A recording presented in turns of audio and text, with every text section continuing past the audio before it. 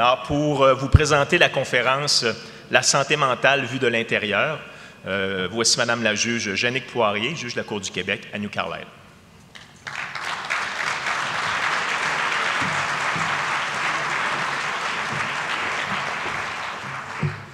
Bonjour à tous, chers collègues. Nous avons entendu depuis le début de la journée plusieurs personnes qui, dans le cadre de leurs fonctions professionnelles, réfléchissent, font de la recherche et viennent en aide à des clientèles vulnérables, à des gens qui sont aux prises avec des problèmes de santé mentale. Nous passons maintenant à un autre registre. Au cours de la dernière période de l'avant-midi, nous entendrons des témoignages très personnels portant sur l'impact des troubles mentaux sur l'existence des personnes atteintes et de leurs proches. Madame Lynn Ouellette travaille depuis plus de 30 ans au Centre de pédopsychiatrie du CHUM de Québec. Elle est impliquée dans son milieu, notamment comme administratrice, puis vice-présidente de l'organisme La Boussole, un organisme communautaire qui aide les proches des personnes atteintes de troubles mentaux. C'est toutefois à titre de mère que Mme Ouellette s'adressera à nous ce matin. M. Luc Vigneault, pour sa part, est atteint de schizophrénie. Après un parcours jalonné de défis et d'embûches, il travaille maintenant comme père aidant à l'Institut universitaire en santé mentale de Québec. Il est aussi chargé de cours à la Faculté de médecine de l'Université Laval. De plus, il est président des Porte-Voix du rétablissement, un organisme provincial regroupant des personnes vivant ou ayant vécu un trouble de santé mentale. Je vous invite à les accueillir. Venez.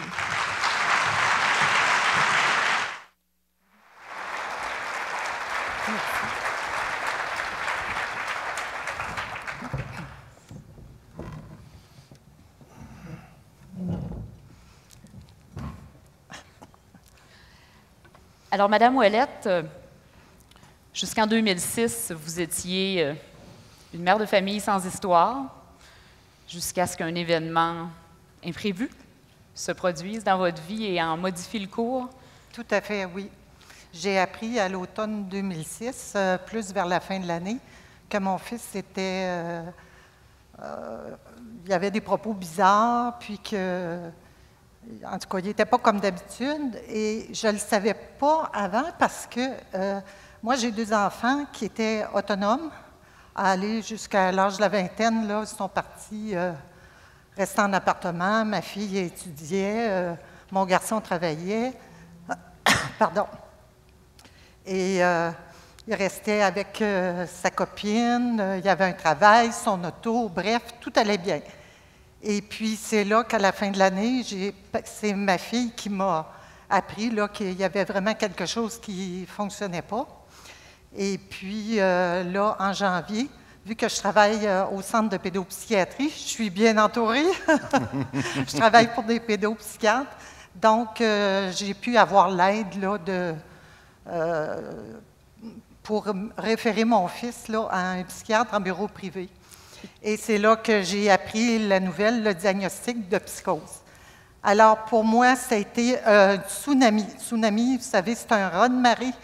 Alors, c'était vraiment, même si j'étais sensibilisée pour les 0-18 ans, pour la psychose, pour les adultes, nous, là, chez nous, la maladie, on ne connaît pas ça, et l'aspect criminel non plus.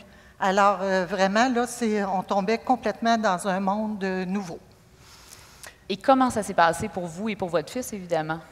C'est ça. Alors, ce qui est arrivé, c'est que finalement, sa relation avec sa copine s'est terminée au mois de mars 2007.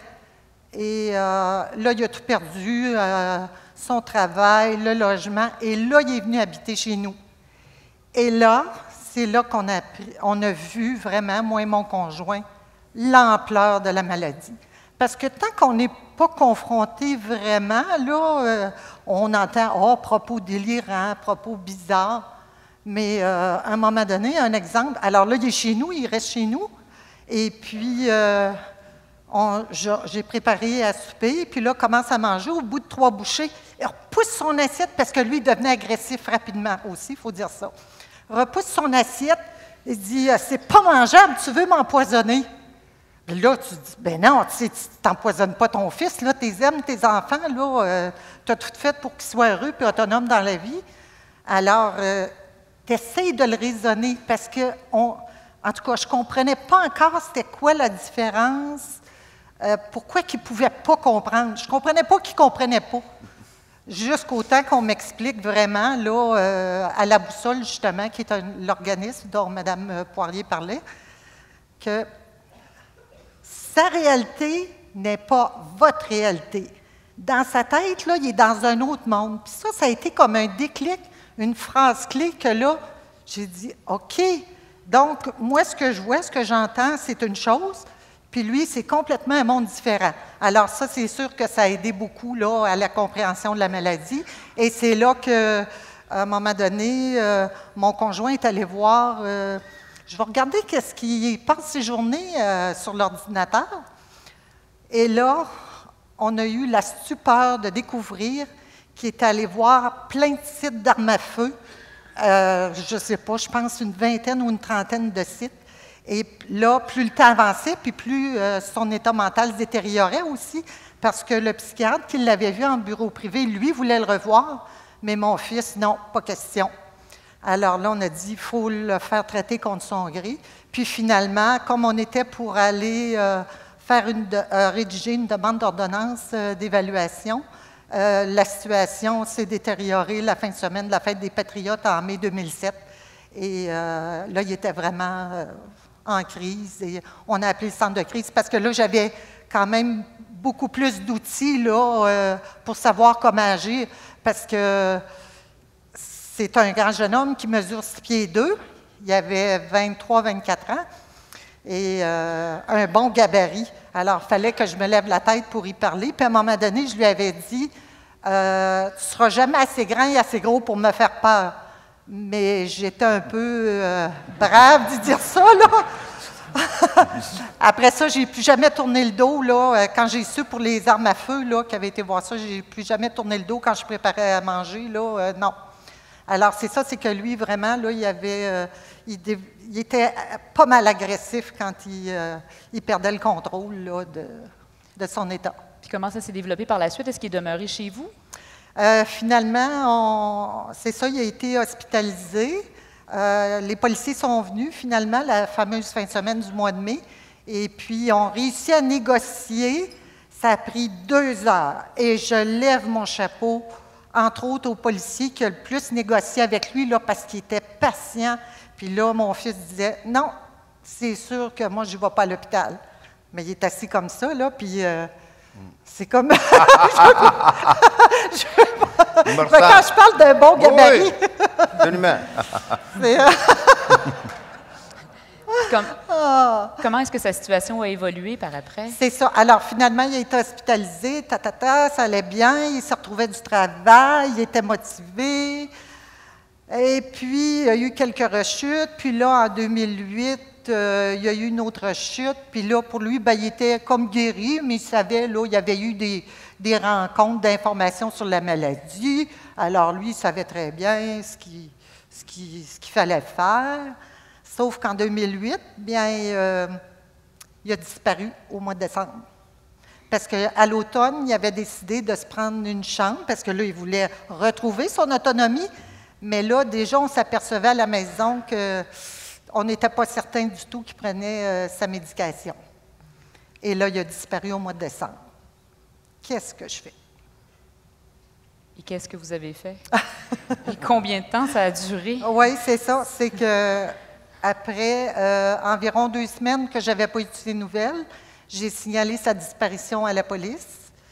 Et puis, 1 semaine après, on m'a téléphoné, un enquêteur m'appelle Madame Ouellette, on a retrouvé votre fils. Oui, vous êtes où? Je suis à Longueuil. Je suis un enquêteur de la ville de Longueuil. Ah bon? OK. Mais on l'a retrouvé, il était dans son auto, il avait encore sa voiture. Et puis, il y avait sa guitare dans son auto, puis tout allait bien, il ne sentait pas l'alcool, puis il avait l'air en bonne santé. Finalement, bon, là, au moins, je savais qu'il était vivant. Et après ça, jusqu'en juin 2010, là, j'avais des nouvelles sporadiques, par courriel, mais j'ai tout gardé ces courriels, hein, et puis c'est vraiment significatif de sa maladie. Il était très, très malade. Et vous, est-ce que vous aviez une façon de le joindre, à part par courriel, pendant cette période-là? Est-ce que vous aviez des coordonnées? Est-ce qu'il y avait un domicile? Non, aucune idée. Fait que là, des fois, je pouvais être 2 mois et demi sans avoir de ses nouvelles. Il est-tu vivant? Puis là, j'étais branchée sur les nouvelles de Montréal, tous les faits divers, là, je vous dis, parce que là, je me disais, il n'est pas traité. Par les courriels que je voyais bien que ça ne fonctionnait pas du tout, là, il était malade. Puis, j'ai dit, qu'est-ce qui va arriver? S'il était déjà agressif ici à Québec avec nous, puis qu'il était traité en partie quand il prenait ses médicaments une certaine période, mais là, non traité, qu'est-ce qu'il peut faire? C'est vraiment là l'inquiétude, là, tu es rongé par l'intérieur. Puis, heureusement que j'avais mon travail pour me changer les idées puis avoir du support aussi. Puis, ce qui est arrivé, pour arriver à la judiciarisation, c'est qu'en octobre 2009, il m'a téléphoné, la fin de semaine de l'Action de grâce, pour me demander de l'argent. Il dit, je veux prendre l'autobus, puis je vais descendre te voir. Fait que là, j'essaye de discuter avec, puis tout ça, puis il dit, là, le ton monté, ça n'a pas été long. Juste le fait que je voulais discuter avec, il dit, écoute-moi bien, là, ça ne sera pas long, puis je vais descendre, puis je vais te casser la gueule. Je vais aller te casser la gueule. Et je vous jure, le connaissant, parce que normalement, mon fils fait ce qu'il dit. S'il dit, exemple, je vais faire le ménage, il va le faire. Ça, c'est un exemple simple, là, mais il fait ce qu'il dit. Et on avait un bâton de baseball, et je vous jure, je l'ai sorti et je l'ai mis en dessous de mon lit. Et là, le psychiatre qui le traitait, même s'il était disparu et qu'on n'avait plus de nouvelles, il m'avait demandé de le tenir informé si j'avais des informations particulières. Et je trouvais qu'elle était assez particulière, celle-là. Alors, je l'ai appelé, puis je lui ai mentionné ça. Puis il m'a conseillé de porter plainte contre mon fils. Et là, vraiment, là, je vous dis que là, j'avais l'impression, là, déjà, la maladie mentale, de composer avec la maladie, puis là, d'aller porter plainte contre lui. Là, j'ai dit, c'est vraiment, je trouvais qu'on était, j'avais l'impression d'être descendue au plus bas, là, que je pouvais aller. Et là, j'ai dit, je vais y réfléchir. Ça m'a pris 2 semaines à y penser avant de prendre ma décision. Puis, finalement, ben, je savais au fond de moi-même que c'était un peu comme la dernière porte de sortie là, qui nous restait. Alors, j'ai porté plainte, mais là, il est à l'extérieur. Alors, combien de temps? Est-ce qu'on va le revoir à un moment donné? Mystère. Jusqu'en mi-juin 2010. Toc, toc, toc à la porte. Parce que là, il y avait un mandat d'émis contre lui. Et là, je vais ouvrir la porte et qui est-ce que je vois devant moi? Mon fils. Que vous n'aviez pas vu depuis C'est ça. Depuis, en fait, c'est ça. C'était à l'automne 2008. Donc, je ne sais pas, octobre-novembre. Ça faisait 1 an et demi, au moins, là, je ne l'avais pas vu. Et là, il est dans quel état quand il se présente chez vous? Ah, il a l'air bien, beau sourire, mais il sent l'alcool à plein nez. Ah, j'ai dit, mon Dieu. Alors, là, je l'ai invité à aller s'asseoir en arrière à la maison. Puis, là, il m'a demandé des numéros de téléphone de gens qu'il connaissait. J'en ai donné quelques-uns. Puis là, il a appelé son père. Et puis, parce que mon conjoint n'est pas son père biologique. Et puis, ça n'a pas été long, hein, tout de suite. Tiens, l'agressivité, le ton a monté et il criait dehors. Et heureusement, mon conjoint est arrivé sur les entrefaites. Et heureusement, bien, il a appelé tout de suite le 911, évidemment. Et les policiers sont arrivés au bout de quelques minutes. Et qu'est-ce qui s'est passé? Ils l'ont amené. Et puis, il a comparu, là, justement, je pense que c'est le lendemain ou le surlendemain, quelques jours après. Et là, ça a été mon premier contact avec la cour. Vous étiez présente? Oui. Comment vous avez vécu ça? J'en ris aujourd'hui, mais je vous jure, ça m'a pris quelques années avant d'être capable d'en parler sans pleurer, là. C'est que là, je me disais, il n'y a personne qui le connaît, ils vont avoir les informations sur papier. Qu'est-ce qu'ils vont penser de lui? C'est fou, hein? Mais moi, je savais que c'était un garçon normal jusqu'à temps qu'il soit atteint de maladie mentale. Puis en plus, pas traité, bien là, c'est vraiment terrible. Et là, j'avais les jambes molles, j'avais les mains moites ou gelées, puis le cœur qui faisait ça. Parce que là, en fait, je voulais montrer à tout le monde qu'on ne l'avait jamais abandonné, cet enfant-là, qu'on était là pour l'aider, puis que moi, en tout cas, je ne lâcherais pas. C'est sûr que nous, ses proches, on ne lâcherait pas. Mais je voulais que le procureur de la Couronne le sache, que son avocat, mais c'est ses avocats, parce qu'ils changeaient à chaque fois, ça vous donne une idée, et puis que le juge aussi, ou la juge qui entendrait la cause, sache pourquoi il en était arrivé là. Donc, je comprends qu'il y a eu plusieurs présences à la Cour. Oui. Et oui. Vous avez assisté à ces audiences-là? Oui, toutes. J'en manquais pas une. Non, non. Mais la première fois, ce que je n'avais pas prévu, quand je vous disais tantôt que la maladie, on ne connaît pas ça, le milieu de la Cour, la chambre criminelle et pénale, non. À un moment donné, j'ai réalisé qu'il y avait des menottes. Et là, je me suis dit, mon Dieu, c'est pas possible, c'est vraiment pas possible, là. De voir votre Moi, fils. je n'ai pas de PowerPoint, mon outil, c'est...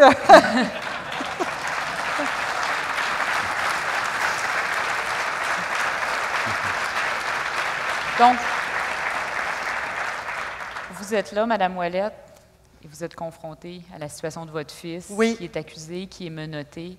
Vous nous avez dit tout à l'heure que vous souhaitiez faire comprendre aux gens quelle personne c'était. Est-ce que vous avez pu avoir des contacts avec le procureur de la poursuite, la défense? Est-ce que vous avez pu vous exprimer à la Cour? Oui, comment ça s'est passé? Absolument. Alors, j'arrivais tôt pour être sûre de voir le procureur de la Couronne puis l'avocat de mon fils.